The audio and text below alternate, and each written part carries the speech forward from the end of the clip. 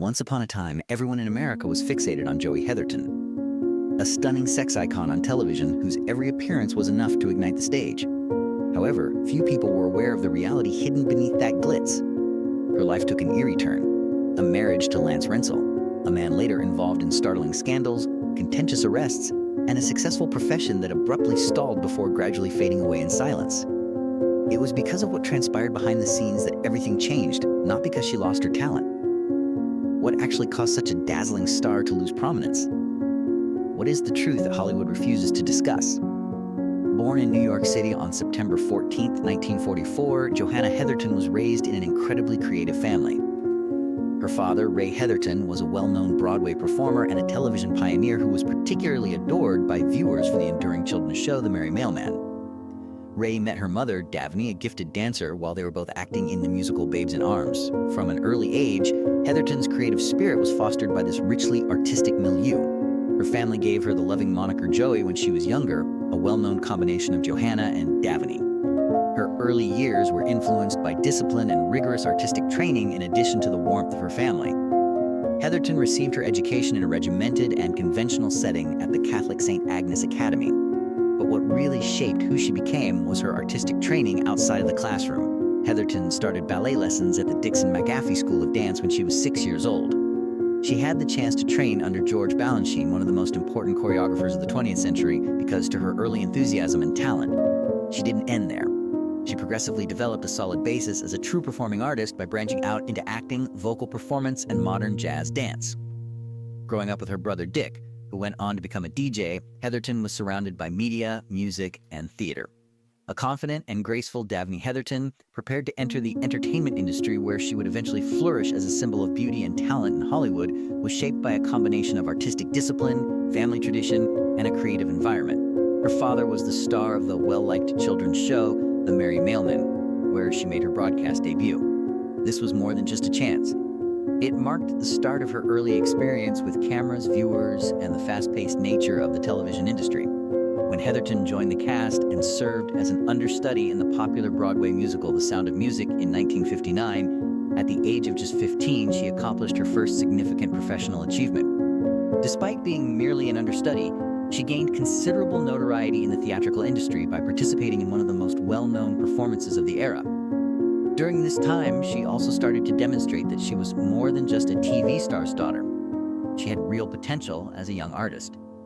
Heatherton swiftly increased her visibility on national television in 1959 as well, making a name for herself on The Perry Como Show, which would later become Perry Como's Kraft Music Hall. There, she captivated viewers with her portrayal of a vibrant young girl who showed a charming love for Perry Como. She was able to gain the affection of viewers across the United States and gain more opportunities in the entertainment industry thanks to this lighthearted and accessible portrayal. In addition to acting, Heatherton pursued a career in music, which she had known since she was a young girl. In the same year, she entered the music industry with the publication of her first single, That's How It Goes and I'll Be Seeing You. Nevertheless, the financial success she had hoped for was not attained by her early recordings, which included 3 singles that were issued in the subsequent years. Nevertheless, her reputation as a flexible performer, a trait that would later come to define her career, was greatly influenced by these encounters. Heatherton made a comeback to Broadway in 1960 with a part in the play There Was a Little Girl when she shared the stage with Jane Fonda, who would go on to become a huge Hollywood star. Despite the short duration of the production, her involvement showed that she was gradually making a name for herself in the professional theatrical industry. In addition to performing on The Tonight Show in 1964, Heatherton taught Johnny Carson the nuanced steps of the frog dance. In addition to the captivating exchange between the 2 generations of performers, this moment soon became a memorable highlight because it presented Heatherton as a representation of youth, modernity, and vivid energy. She was no longer the adorable teenage girl she had once been. She had developed into a unique performer. But Heatherton didn't really take the country by storm until 1965, when she made an appearance in the inaugural episode of Hullabaloo. A distinguishing product of the pop culture and rock and roll boom of the time, Hullabaloo was a song and dance performance targeted at youthful audiences. Heatherton immediately rose to prominence on the show thanks to her exuberant performances that included choreography, music, and captivating charm. In an attempt to capitalize on her fame on television, she even published the song Hullabaloo through Coral Records. Heatherton started making frequent appearances on The Dean Martin Show in 1965 at Dean Martin's invitation. Given that Dean Martin Show was not only well-liked but also had a big impact on the American entertainment business, This was a big advancement. Heatherton demonstrated from the first episode, which debuted on September 16, 1965, that she was not merely a fleeting sensation, but rather a member of a new generation of artists who were changing television. In November of same year, she also made an appearance as the mystery guest on the quiz program What's My Line, which was significant because it was also journalist Dorothy Kilgallen's last broadcast appearance. Heatherton went on to become well-known on a variety of well-liked variety shows during the 1960s, such as This Is Tom Jones, The Andy Williams Show, The Hollywood Palace, and The Ed Sullivan Show. Any performer who participated on these shows could reach millions of viewers, making them the real power centers of television at the time. Heatherton's increasing popularity and public recognition were mirrored in the numerous invitations she received. Heatherton's USO tours with Bob Hope from 1965 to 1977 were among the most significant parts of her career. She entertained and uplifted American soldiers in challenging circumstances for almost 10 years by performing for them in a variety of settings. Heatherton soon rose to prominence as one of the most adored characters in these plays, thanks to her singing, dancing, and exuberant acting style. Bob Hope's NBC specials, particularly the popular Christmas shows, regularly featured her performances.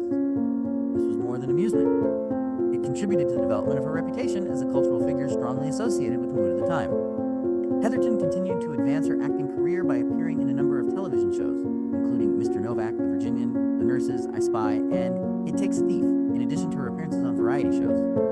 In line with the impression she had developed on television, these roles frequently explored the notion of a young lady full of contrasts, both innocent and defiant. Heatherton also made significant strides on the big screen. In the 1963 movie Twilight of Honor, she played the young wife of a man who was charged with murder, a part that showed off her capacity to portray psychological nuance. She starred in the high-profile movie Where Love Has Gone in 1964, which was based on a startling case involving Lana Turner. Heatherton was able to venture into more somber, dramatic ground in this movie as the daughter of Susan Hayward's character. An crucial turning point in her career came in 1965 when she starred alongside Troy Donahue in her first major role in the horror movie My Blood Runs Cold. But Heatherton's career began to stall as the 1970s got underway. She was no longer a name that created trends, even if she continued to enjoy some degree of fame. Rather, she turned to more commercial work, such as commercials for Serta mattresses and RC Cola, which continued to leverage her distinctively sensuous persona. She also gave a performance in Las Vegas, which was a well-known venue for performers at the time. She starred in the sole nude scene of her career in the 1972 movie Bluebeard, a contentious choice that also represented a change in the way she decided to present herself to the public. The Joey Heatherton album, Heatherton's debut album, was released in the same year. Compared to her previous musical endeavors, the track Gone, a copy of a Ferlin Husky song, was a noteworthy hit, peaking at number 24 on the Billboard Hot 100 and staying there for 15 weeks. I'm Sorry, the second single, also made an appearance on the charts, but in a less prominent spot. Heatherton's 1975 appearance alongside her father in Joey and Dad, the summer replacement series for Cheers show, was another noteworthy high point. A less glamorous but more personal and sincere aspect of Heatherton was shown by the father and daughter's cooperation, which brought a cozy and sentimental tone. Following that, she kept making appearances in the Watergate-inspired movie The Happy Hooker Goes to Washington. In 1990, she made a comeback with a part in John Waters' Cry Baby. Heatherton gained notoriety in 1997 when she posed nude in Playboy magazine, confirming the audacious persona that had been connected to her for many years. She made a significant move into television drama that same year when she starred in the show Route 66. In contrast to her previous naive persona, Heatherton portrayed an affluent but disturbed adolescent girl in the first episode she appeared in. Her acting career took a new turn after this performance, which showcased her flexibility. Joey Heatherton steadily made a name for herself on television in the early 1960s by being frequently cast as rebellious, unstable young ladies or characters with intense internal struggle. She stood out among many actresses of her era because of her highly unique beauty, which was both innocent and sensuous, leading many to refer to her as the personification of a child's attraction. Beyond her looks, Heatherton gave each character a distinct appeal by bringing a remarkable emotional depth to her performances. Heatherton was at the ideal time to flourish because complicated character types like these were becoming more popular as American television entered a period of change. In addition to being a well-known figure, she represented a generation of up-and-coming musicians who were prepared to defy established norms. Her personal life, however, took an entirely another turn just as her career was peaking. Heatherton wed Dallas Cowboys star Lance Rensel in April 1969, a ceremony that garnered a lot of media attention. Both were at the pinnacle of their fame at the time. Rensel was a promising athlete, and she was a sex symbol on television. As a golden pair of the time, their image soon came to represent the nexus of athletics and entertainment.